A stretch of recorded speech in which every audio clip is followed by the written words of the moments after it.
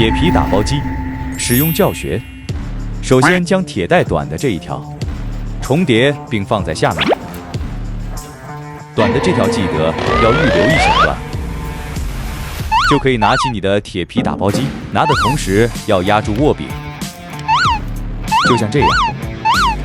接着将铁带穿进去，要完全进入带槽轨道中才行，这样轮子才能接触到铁带，就能开始拉动铁带了。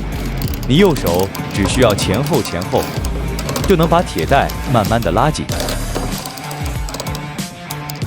直到往前推不动为止。就这样，无法再向前即可。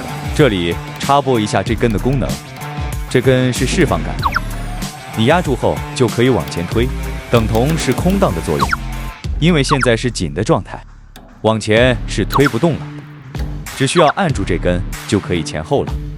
有的机型是没有这个功能的，特别提出来说明一下。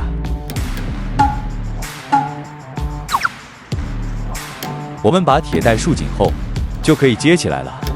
神奇的事情即将要来了，仔细看好喽！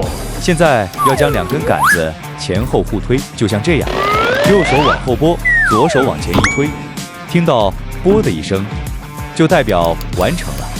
我们看一下是如何把铁带接起来的。你看到前面降下来的这3个，就像模具冲压，然后就成型了3个结合扣了。冲压的同时，也就把铁带给切断了。够神奇吧？最后只要往外一移就可以了，就是那么的轻松简单。我们来看一下成果，这就是铁带接起来的样子。竟然可以不靠任何东西就把铁带接起来了，很神奇吧？看看拉的紧度如何，看得出来这紧度是 OK 了啦。觉得这影片对你有帮助，请点赞、订阅我。